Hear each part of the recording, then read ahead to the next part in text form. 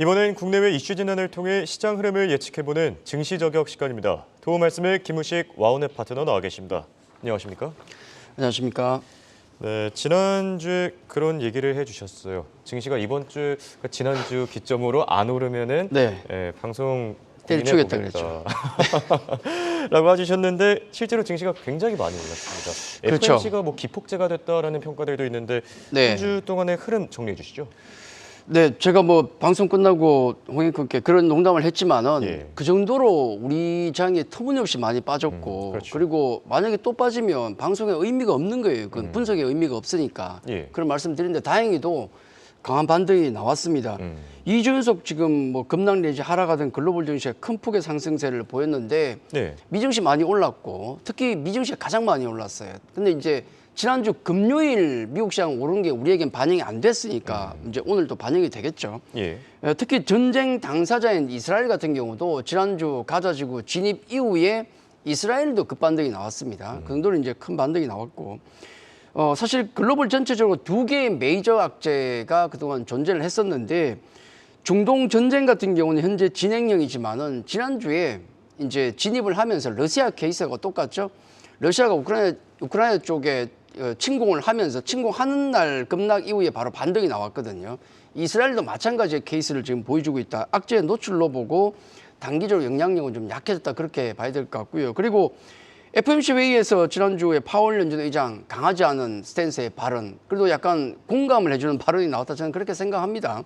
그렇게 나왔고 또 미국 재무부의 장기 국채 발행 속도를 조절하는 모습, 이것도 금리를 낮추는 것 아니겠습니까? 또 고용지표라든지 ISM 제조업 지표 등등 경제 지표가 모두 예상보다 안 좋게 나왔다는 점도 아무래도 10년 만기 국채금리라든지 미국의 국채금리의 급락을 가져왔다. 10년 만기 국채금리 보더라도 5% 터치했다가 지난주에 급락이 나와가지고 4.5%까지 떨어졌지 않습니까? 이 두 개가 큰 재료로 작용했는데 지난주 미증시 가장 약했던 섹터가 에너지입니다. 제일 약했던 쪽이 2% 급등이 나왔어요. 어느 정도 알 수가 있겠죠. 부동산 빅테크 같은 경우는 뭐 7, 8% 급등이 나왔는데 특히 이제 빅테크 주 중에서 엔비디아가 한 주간 11%, 아마존 8%, 테슬라, 마이크로소프트, 메타가 6%, 구글과 다소 또 아쉬운 실적의 발표를 애플에 했는데도 불구하고 5%가 올랐거든요. 그래서 뭐 기타 금융, 산업 섹터 등등에서 뭐 빅테크뿐만 아니라 모든 섹터가 다 상승폭이 컸었다 정리가 되겠고 우리 국내 증시 같은 경우도 정말 많이 애를 먹었는데 뭐 아쉬운 점은 미증시보다 덜 올라서 아쉽지만은 또 오늘 많이 반영이 되지 않겠습니까?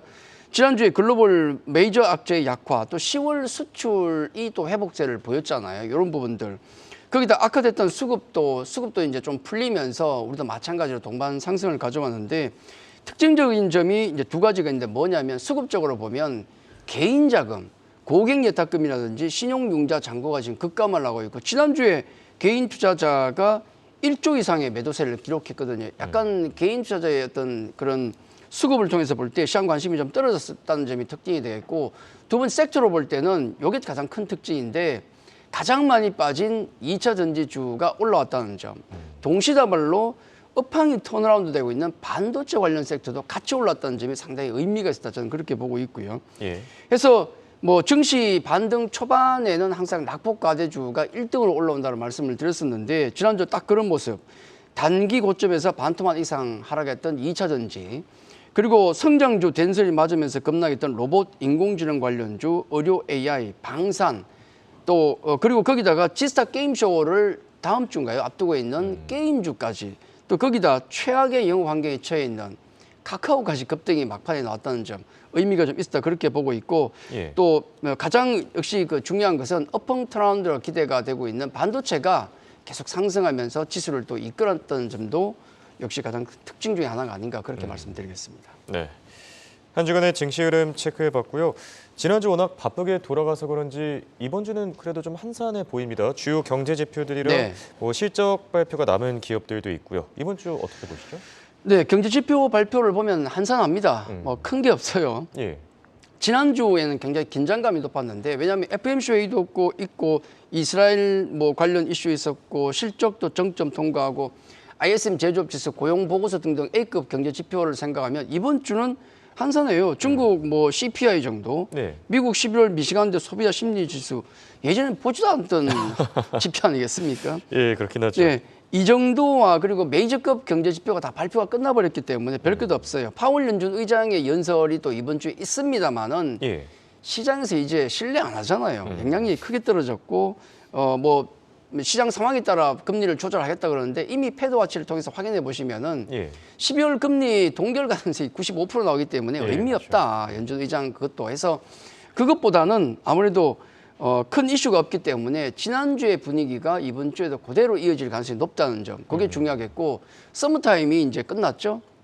그래서 미증시가 이제 11시 반부터 시작해서 아침 6시에 끝나는 점 체크하시고 광군절이 12일부터 있다는 거 중국 그거 체크하시면 될 것 같고 그다음에 중동 전쟁은 지금 계속 봐야 되겠죠.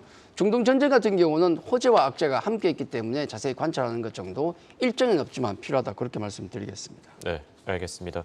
그렇다면 이번 주 전망은 어떻게 보시는지 사실 주말 사이에 좀 대형 이슈가 하나 나오긴 했습니다. 네. 공매도 관련 소식도 있고요. 그렇죠. 증시에 좀 변화가 있겠습니까? 상당히 생각보다 우리가 시장을 제가 함부로 예측하지 말자는 말씀 많이 드리지 않습니까? 왜냐하면 작년 말에 비관적인 전망에서 시장이 갑자기 바뀌어 버렸잖아요. 지금도 얼마 전에 2천 깨지니 많이 얘기가 나올 정도로 비관적이었는데 그랬었죠. 갑자기 산타랠리 얘기 나옵니다. 순식간에 바뀌어요. 지금 그 최소한 우리 시장은 미증시와 키 맞추기 수준까지의 반등은 기다려야 되지 않겠는가 생각을 가지고 있습니다. 예. 뭐 다른 변수도 있지만은 우리 증시가 뭐 글로벌 증시에서 그 코스닥 기준으로 보면 하락폭 1위에 가까웠거든요. 굉장히 많이 빠졌었는데 여기는 수급이 굉장히 많이 작용을 했습니다.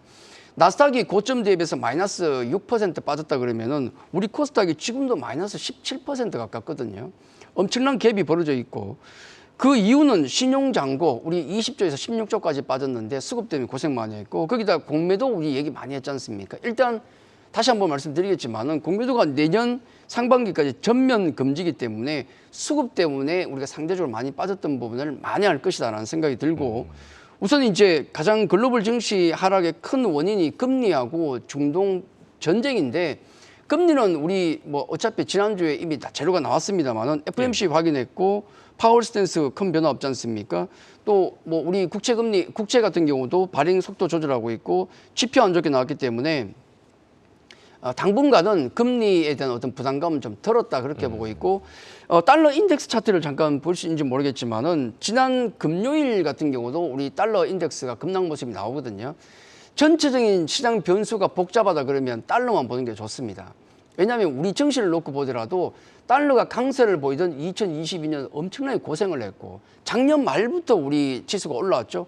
그 부분에 달러가 꺾이는 모습 그리고 올해 들어서는 7월 정도의 장이 고점을 찍었지 않습니까? 그게 정확하게 달러 인덱스의 반등 차트와 일치하거든요. 그래서 달러가 아래쪽으로 가는 게 우리는 편한데 약세로 가는 게 지난 금요일 급락이 났던 점도 상당히 의미가 있었다 그렇게 정리할 수 있습니다. 중동 전쟁 같은 경우는 지금 아까 제가 호재와 악재가 동시다발적으로 있다고 말씀드렸는데 예. 악재는 역시 확전의 가능성이 여전히 있습니다. 왜냐하면 지금 이스라엘 같은 경우가 미국의 속도 조절 요청이 있음에도 불구하고 밀어붙이고 있어요. 지금 그러다 보니까 가자 지구에 지금 우리 민간인 희생자 수가 10,000명이 넘었다는가 그런 얘기가 있는데 그런 덕분에 지금 헤즈볼라가 전면전을 얘기하고 있고 튀르키예 대통령 같은 경우는 네타냐후 이스라엘 총리를 지금 전쟁 범죄로 지금 제소한다는 얘기도 나올 정도로 분위기가 험악합니다. 이건 확전의 가능성이 높다는 얘기인데 다만 그 반작용으로서 국제적인 반전쟁 시위가 커지고 있다. 특히 반이스라엘 그 시위가 커지고 있고 심지어는 반미 시위까지 나오고 있거든요. 왜냐하면 이스라엘의 뒷배가 미국 아니냐. 그러면 바이든 대선을 앞두고 있는 바이든의 입장은 굉장히 곤란합니다. 그런 걸 생각하면 아무래도 이스라엘이 그대로 밀어붙이긴 조금 힘들지 않을까. 물론 지금 바이든 대통령이 그런 얘기도 했습니다만은 협상의 가능성이라든지 어떤 휴전 협상 가능성, 진전이든 얘기도 하고 있는데 호재와 악재와 동시에 같이 있다라고 보시는 게 좋을 것 같습니다. 어쨌든 결론적으로 두 개의 메이저 악재는 이제 좀 약해졌다는 점 우리가 감안해야 되겠고 특히나 이제 신용, 공매도 상황까지 급반전하면서 반등세는 좀 더 이어질 것이다. 이번 주에 특별한 이슈가 없잖아요. 그럼 지난주에 어떤 분위기가 이어질 가능성이 높다. 그리고 그 향후 증시 같은 경우는 그 이후에 반등 이후 증시 같은 경우는 우리 증시는 아직 요 점은 좀 고민을 해봐야 되는데 추세 반전의 가능성이 아직은 낮습니다. 시간적으로. 다만 나스닥 기준으로 놓고 보면 만약에 나스닥 증시가 이번 주에도 올라가면 미국은 추세 반전의 가능성이 높아요. 예. 자, 그런 걸 감안하면 양쪽을 열어둬야 되겠다. 연말장이 있을 것인가 없을까는 열어두고 가는 게 좋겠다. 그렇게 말씀을 드리겠습니다. 네, 알겠습니다. 그렇다면 이에 따른 투자 전략은 어떻게 해서 해야 될지요? 지금 증시가 이번 주에도 좀 높은 변동성 나타내지 않을까? 뭐 오를 네. 수도 있고 내릴 수도 있고 어떻게 보십니까? 뭐 당연히 이제는 뭐 긍정적으로 볼 수밖에 없습니다. 예. 지난주에 제가 이제 1차적으로 그림을 보여드렸잖아요. 지금 우리의 위치는 주가 위치는 뭐 비정상적인 팬데믹이나 그다음에 금융위기급이 아니라면 우리는 바닥권이다. 그래서 낙폭 과대주 1차적으로 말씀드렸고 그다음에 이제 실적주 말씀드렸는데 지난주부터 낙폭 과대주가 올라오고 있거든요. 그래서 이런 분위기는 좀 더 이어질 것이다. 시장 기술적 반등이 나올 것인데 이제 중요한 건 낙폭 과대주 하면 우리 공매도 생각이 나지 않습니까? 어제 오후에 이제 전격적으로 공매도 전면 금지가 나왔죠. 아마 단기적으로는 상당한 힘을 실어줄 것 같습니다. 공매도 금지는 언제입니까? 2008년 금융위기 1차, 그다음에 2011년 미국 신용 강등, 그 당시도 엄청났죠, 신용이. 그다음에 2020년 코로나 팬데믹 때 딱 3번의 전면 금지가 나왔는데 이번이 4번째입니다.